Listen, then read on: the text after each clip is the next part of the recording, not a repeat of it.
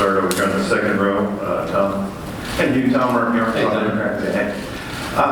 creation of run-pass conflicts for defenses. How does that go with your game planning? Maybe how has that involved making it difficult for defenses? Yeah, I think that step alone is has changed the way offenses. You look at the numbers that offenses are doing now. It's pretty incredible, the numbers that are being put up week in, week out.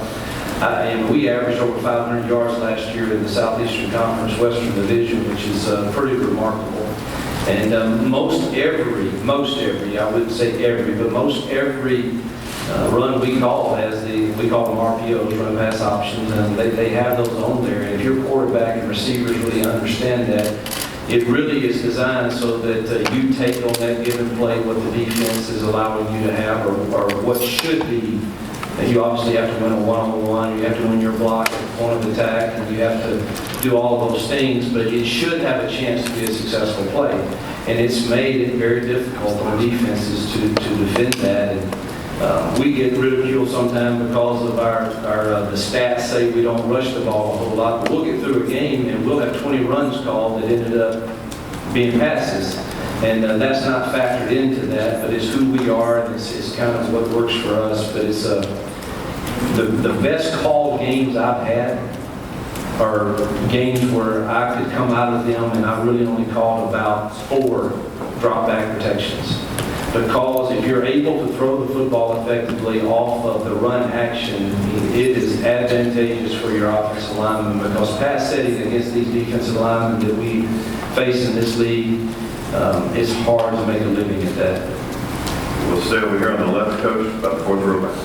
Chase Goodrun with NFL.com. Coach, from a production standpoint, Chad Kelly had the kind of year last year that probably would have driven a lot of quarterbacks out to turn pro, but he comes back. What are some of the things that scouts want to see from him this fall that would enhance his draft status?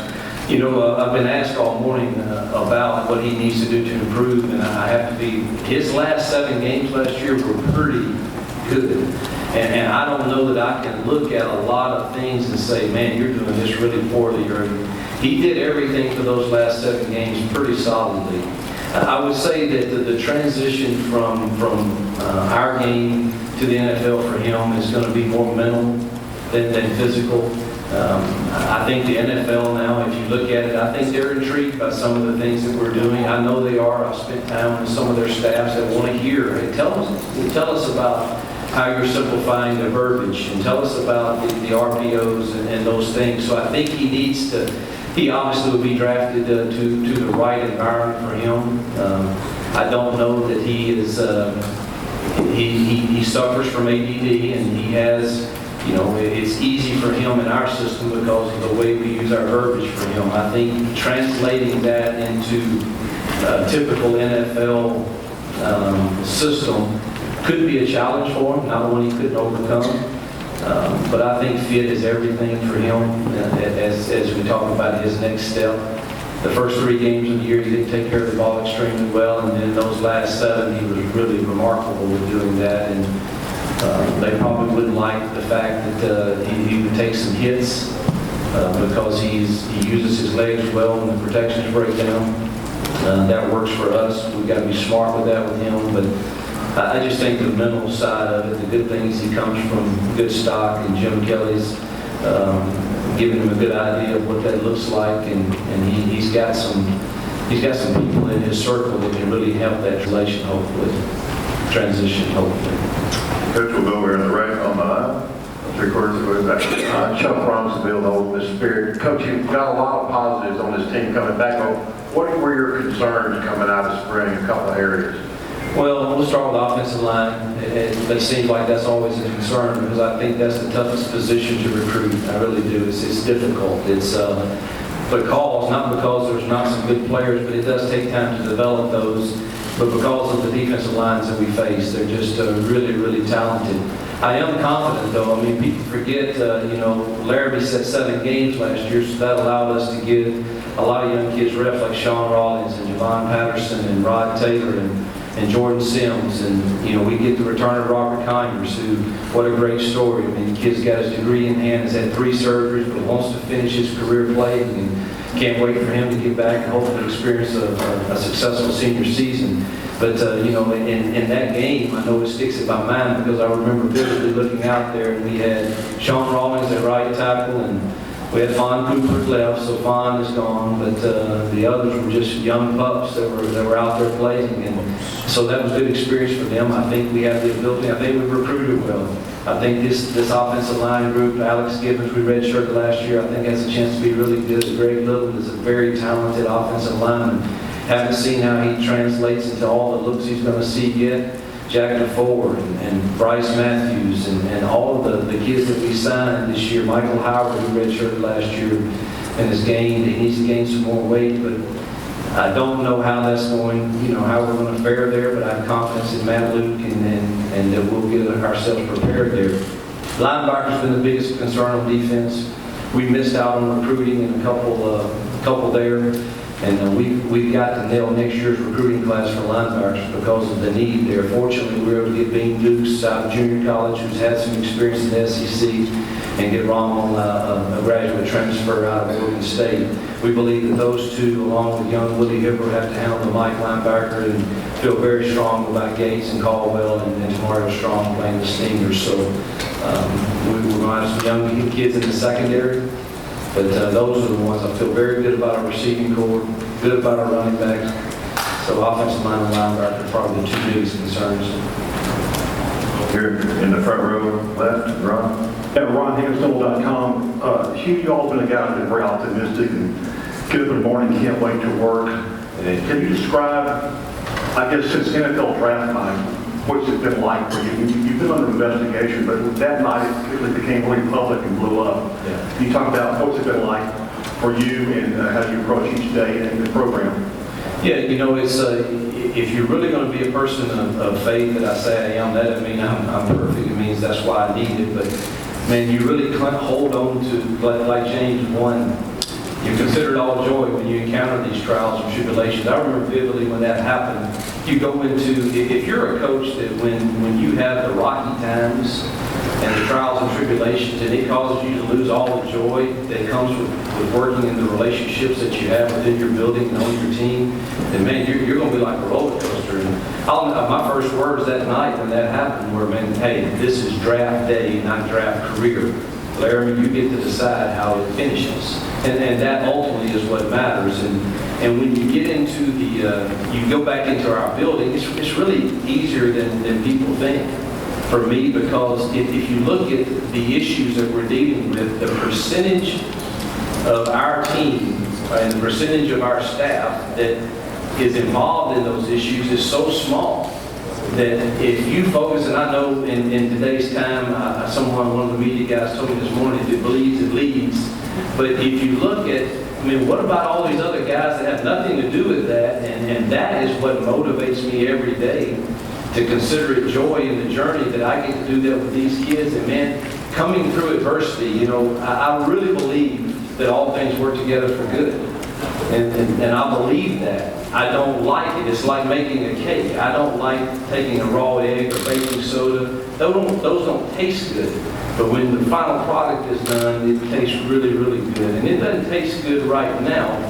But when you go to work and you see the effort that's been putting in by kids like Isaac Gross, who are coming back from the neck surgery to finish his career, and the Chad Kellys and these young kids that amid all the circus that was out there still shows we want to play for this staff at this university.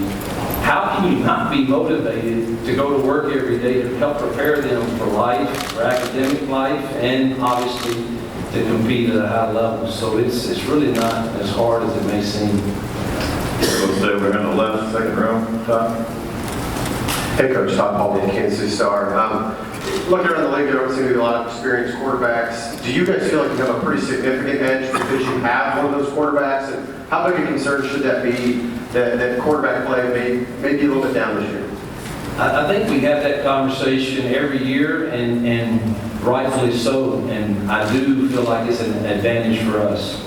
However, every year it seems to be another staff that has recruited a kid that we don't know about or hadn't talked about or is unproven, and all of a sudden the guy's a really good player. So it'll probably be some of that, but there is no question I'd rather be in our position going into the season than otherwise. And I like our backups too, and Shea Patterson and Jason Pelham. I think those two guys are really good also. But there'll be somebody that comes out. But quarterback play in this league, if you don't have good quarterback play, it's very, very difficult to win games. Okay, we'll stay in the middle section over here on the right. Jack Renner, Sports Illustrated Kids. Evan Ingram and Chad Keller both decided to come back for their senior season. What does that mean for your program? Totally honored that they would do that. I think that we have an epidemic going on right now with early outs that is not always wise. And I'm so proud that we had two that listened to wise counsel, listened to facts that were on the table. I know that some of the guys in our league, and I'm very supportive of trying to do things that are going to help so the young men have an accurate evaluation of where they are.